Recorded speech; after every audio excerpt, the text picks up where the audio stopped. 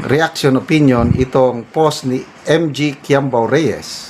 Isinare niya ang post ni former Supreme Court Justice Noel Tiham tungkol sa nangyari kay Senator Bato sa Senado. Sabi niya dito, the Senator Bato de la Rosa failed arrest inside the Senate premises demonstrates that politics dull the people's understanding of the rule of law and constitutional concepts like separation of powers and parliamentary immunity. These law enforcement people need a refresher course in constitutional law. Those who participated in the unlawful arrest of an existing senator and unlawful intrusion during proceedings inside the Senate are in hot water. Now, even ordinary people on the streets are being educated on what the Constitution and law exemplifies. A good learning experience for all Filipinos. First time mangyari ito. Next, the Supreme Court has now to teach and explain to Filipinos the nuances of the principle of complementarity in ICC cases. These unfortunate learning experiences have opened the discourse on why the Philippines should be a law-abiding country once again if we need to progress and succeed to weed out the evils of politics. Wow! Salamat po, Justice Tiham, sa inyong pahayag. I'm sure maraming maniniwala dito kay Supreme Court Justice Noel. Unlawful yung ginawa ng mga NBI agents. Dapat magkaroon sila ng refresher course. They are in hot waters, sabi niya. Narinig ko si acting majority floor leader Senator Joel Villanueva na talagang ipupursu daw nila na sampahan ng kaso yung siyam na NBI agents dahil marami silang nilabag na batas. Kawawa naman ang mga NBI agents na sumunod lang. I'm sure napag-utusan sila ng kanilang boss, NBI Director Matibag. Sumunod. Kaya lang, ganyan talaga ang ano. Nangyari yan sa amin eh. Marami mga sundalo namin, official man o enlisted, sumunod sa utos. Example, demolition ng mga squatters. Kasi sa mga military camps, maraming squatter talaga.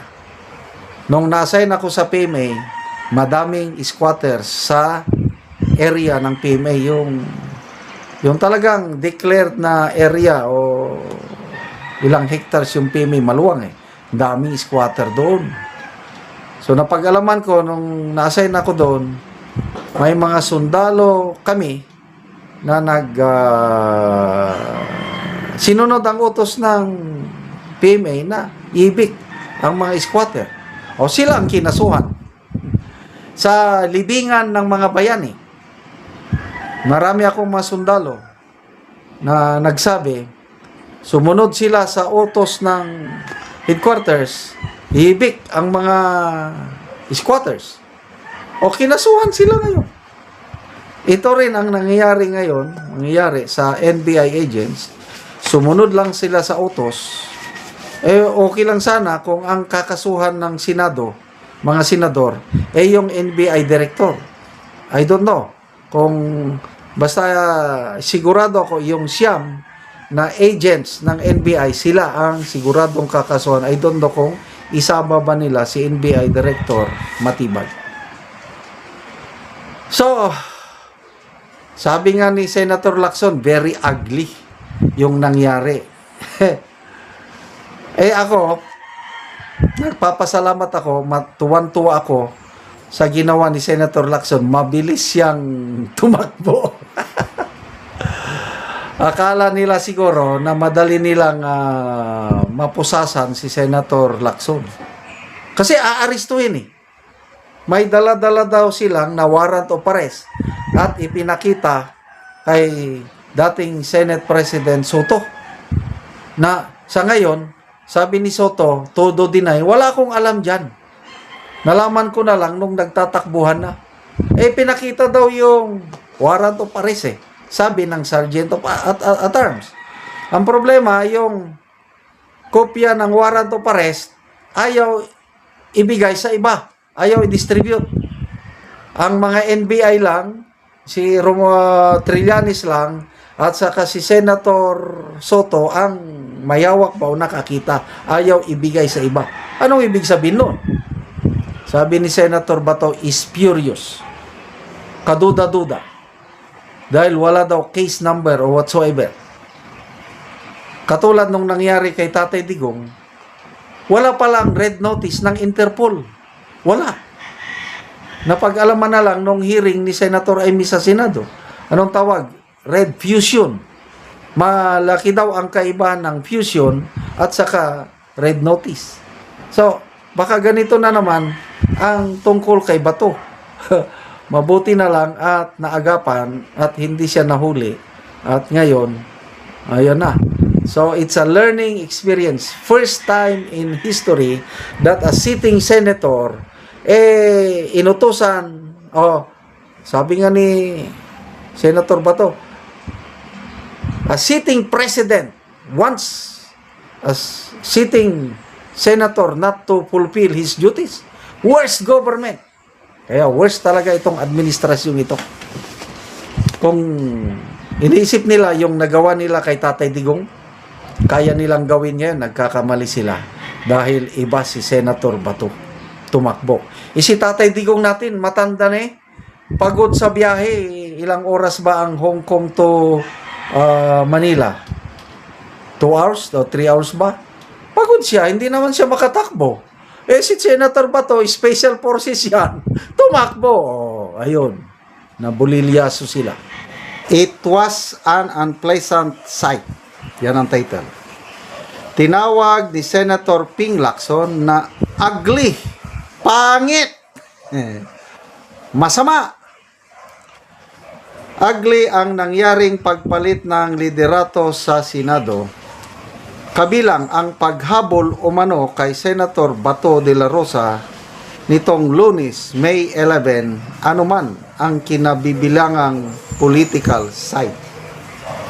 Ikinalulungkot din ng senador na hindi sila sinabihan ng mga kumalas na nooy majority tungkol sa planong Senate leadership change. Ito ang kanyang actual statement. Anyway, you look at it, maski anong political persuasion ang pinanggagalingan mo, ang nangyari kahapon was ugly.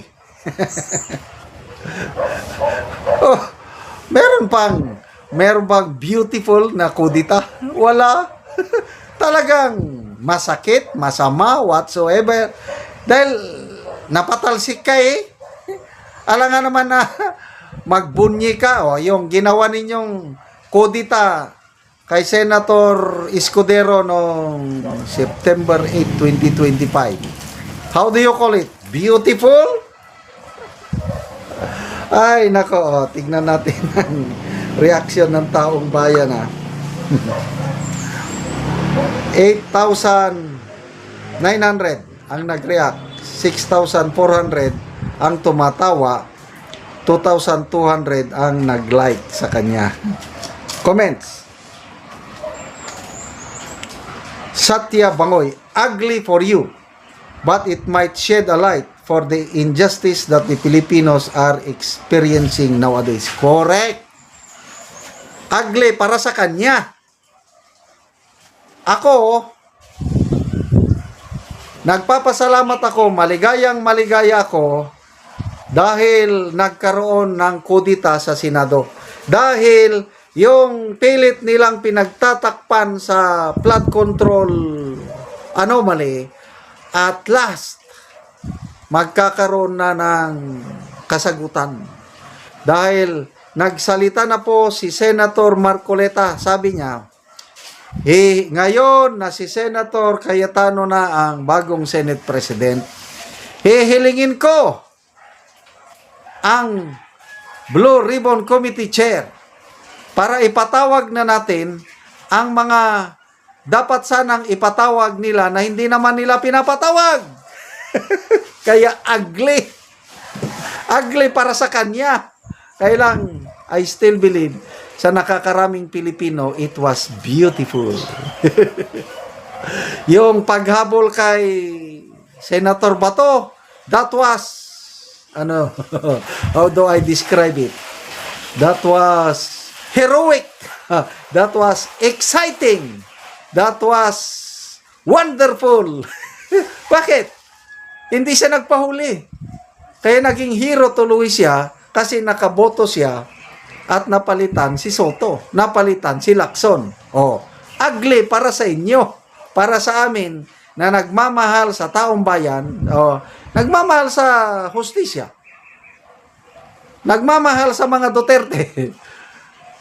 Beautiful yung nangyari. Kasi sabi ni Senator Marcoleta, ipapatawag na natin yung Brave 18 Marines.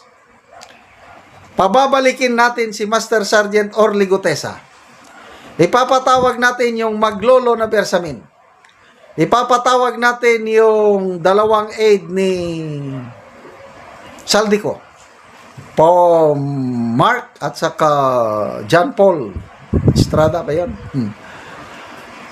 Ialaw natin si Saldico na mag-join ng what's this? Blue Ribbon hearing. Basta lang siya magpunta siya sa Philippine Embassy kung saan siya ngayon nag-apply ng asylum. Hindi siya pwedeng huliin dahil naka-apply na siya ng asylum eh. Sino pa yung mga sinabi niyang patawag? Yung Bersamin, marami.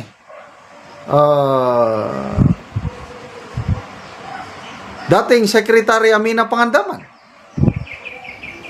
So ngayon, magiging ugly para sa kanila dahil mabubulgar na ang katotohanan. Kaya again, kung may team song para sa kanila ngayon, yung nagtatawag na ugly, yung paulit-ulit kong sinasabi na, oh, it's crying time right now for Senator Lacson. I can see that faraway look in his eyes. I can tell by the way he speaks in public that it won't be long before it's crying time. Kaya ugly. Dahil iiyak at iiyak sila dahil yung pilit nilang pinagtatakpan na katotohanan ay lalabas na, malalaman na ng taong bayan. Ugly. To me, it was beautiful. To me, it was God design na mangyari yun kahapon. Kumpiyansa ang mga NBI agents. Ilan ba yun? Siyam. Kumpiyansa sila. Kasi parang sikreto daw ata yun. Hindi nila ipinalam kahit kanino. Masama ang loob ni Lacson. Bakit daw yung mga kumabilang kampo, Ligarda, Cayetano, at magkapatid na Bilyar, hindi daw sila nagpaalam. Kung magpaalam sila, di malalaman ngayon ang so sikreto yun. Kaya ugly para sa kanila, but beautiful para sa apat na kumabilang kampo. Kay Senator Bato, kumpiyansa yung mga NBI agents, siyam lang. Akala nila siyam versus 1, pwede na. Abtik si Senator Bato. Special forces yan eh. Philippine Constabulary warrior yan. Never. Naging tunay na PC. Si Senator Bato, anong motto ng PC? Philippine Constabulary. Alam na alam ko ito dahil ang tatay ko dating PC. Always outnumbered but never outfought.